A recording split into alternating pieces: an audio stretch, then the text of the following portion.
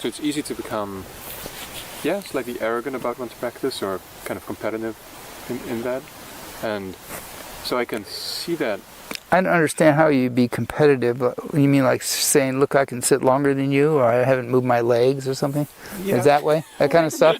More things There are people who are like that. Yeah, we've had, like, I'm a lousy sitter. I like John the most, and I'm a crappy sitter.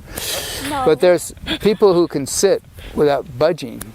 The Shifu used to tell us during the chants, if you can sit and not move, then you don't have to do the walks. Because what people don't like during the big chant sessions is they don't like their legs hurting, but they don't like to walk for 20 minutes. It's tiresome. You've been sitting for an hour, and now you got to walk for 20 minutes, and then you got to run. And you say, I just want to go to sleep. No, you got to get up and walk.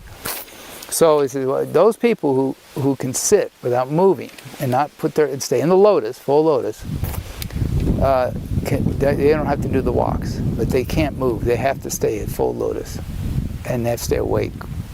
If you can do that, then you don't have to do the walks. And there was competitiveness to do that from a couple of people. Me, I've never been into that because I'm completely attached to waking up. I don't care who beats me. You want to be number one? Go ahead. Show me how to do it. You can be my teacher. That's the attitude we're supposed to have. We're the opposite. In Buddhism, it's the opposite. Oh, you're better than I am. Good. Oh, you'll be my new teacher. That's how you're supposed to be. That you got to kill yourself. Another, you got to kill your ego. You just smash it. It's your enemy. It's not your friend. Your I, me. We used to call it your Mount Sumeru self, which means that you have a self so big it's as big as a mountain. It's a gigantic mountain. And so the competitive is what is that? It's view of self. I'm big, I'm number one, and I'm better than you at cultivating. Nah. I can bow longer, I can sit longer. Nee. You're not as good as I am. Well, guess what? You're going to be last in line. You're going to be the last one to wake up if you cling on to that. Because this is not a competition to see who can wake up first, or who can do the most quietest sit, or perfect sit. Or if you do, you're going down the wrong road. You're not helping yourself any, and nobody cares. Nobody cares if you're the best sitter. Not affecting them any. They're worried about their If you're the best sitter and made me a better sitter, then okay, I'll follow you. Or if you're a better bower and okay, I'll follow you. But it's just something nobody pays attention to. Or I'm a better intellectual. Yeah, I understand that I can memorize this faster than you can. If you're showing other people how smart you are, then you have a problem. If you're saying, you have a problem because you're obstructing your own Buddha nature when you do that. You're building up yourself, your false self, and you're covering up your real self. So you're creating a sin. That's the real Buddhist sin right there. And what you really want is let go of your Buddha. Your Buddha nature is awesome. I mean, it's just unbelievably, it beats out all this other stuff by leaps and bounds. So why release it? Let it be what it really is, But Shifu was just very hard on our egos. Let's put it that way.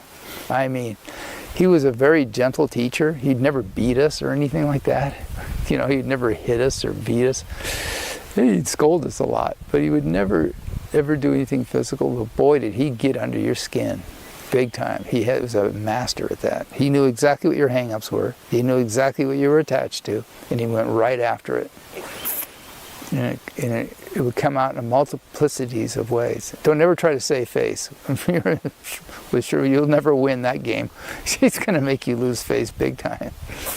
You have no sense of pride around him. He's going to get that torn out of you real fast.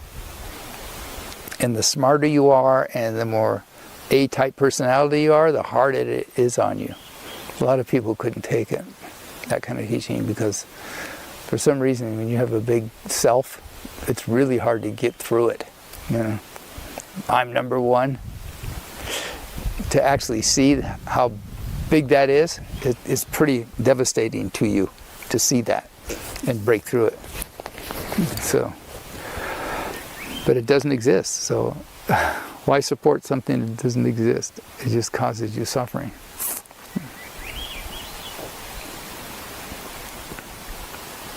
But that's all part of the cultivation, you know, everybody learns from that stuff.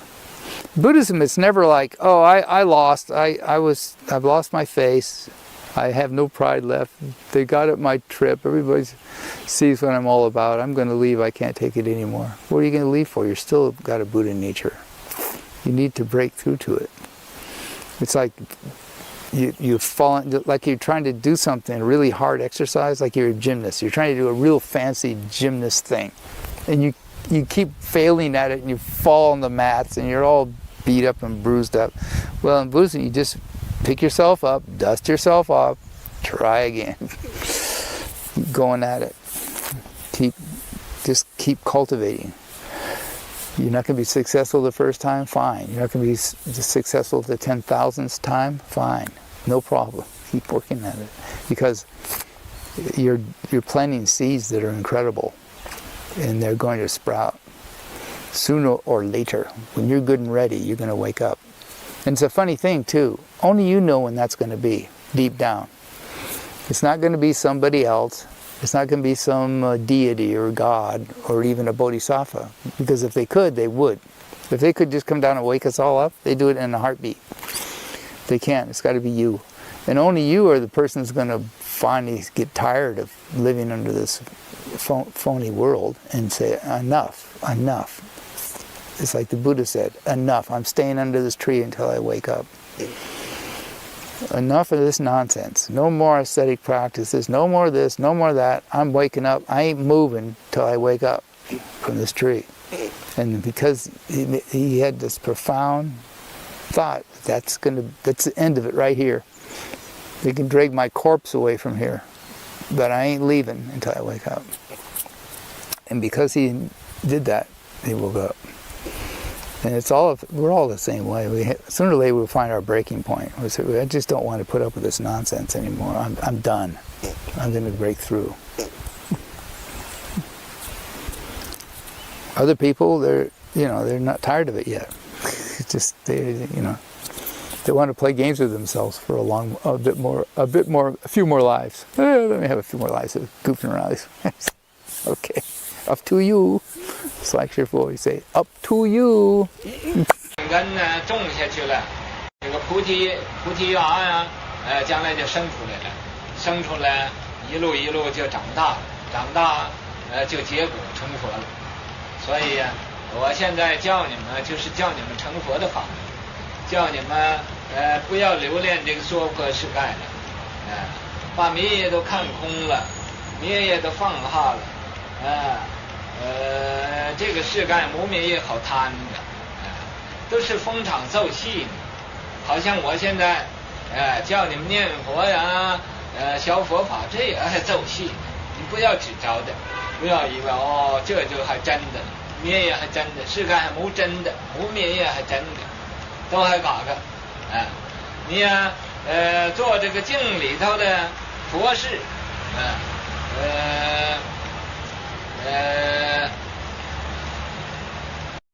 那么，无灭只着，无灭只着，你个心呢就无忧愁了，无忧愁了，就无灭挂虑了，无灭挂虑了，各地你。就还得到真正自在，得到真正自在，就还真正快乐，真正的快乐，快乐懂吗？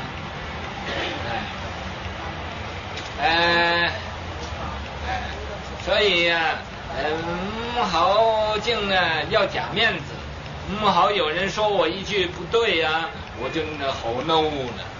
好有一个人赞叹我一声啊，赞叹我一句，我就高兴得不得了，就人说我一个好，抱着这个好就跑了；人说我一个不好，这比臭的108000里，撅这个嘴，很难看的这个样子。那么八风吹不动。八风吹不动，就人家赞叹你也不动心，无动于衷；人家诽谤你也无动于衷。你说我们好吗？哎，我就不好了。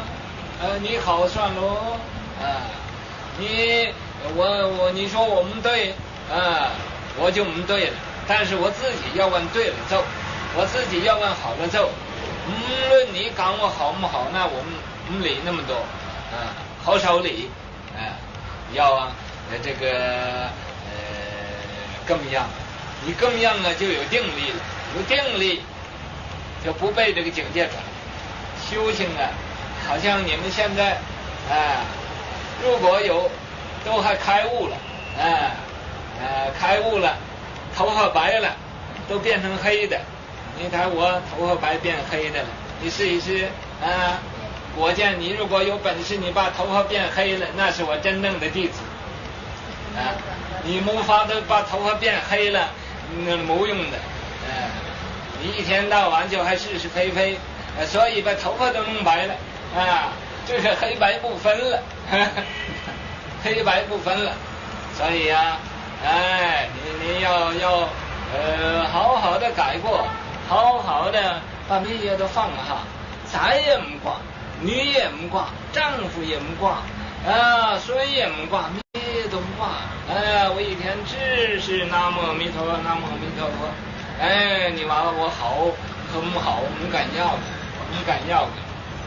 你看这个多妙你要真能这么样，那真是无穷的快乐无穷的快乐。个先不亏就好。不亏你就念佛行也弥陀，坐也弥陀，卧也弥陀，站也弥陀，行住坐卧都是阿弥陀佛你看多好这个世界多大我这个世界尽虚空遍法界都还我的事干，你看有多好何必弄那么一个好像一粒微尘那么多地方你不要我这个地方你不能来怎么样不要这样。我的思想是尽虚空遍法界的，所以我的徒弟皈弟子好和不好我都一样舍你我一样对你们都是平等你就对我就往我们好，我倒还一样对你们好一样用我真正做师父的心来待你你怎样你就骂我也不敢要的有很多各地人常常诽谤我都不怪他们，我还是用这种慈悲心来摄受他，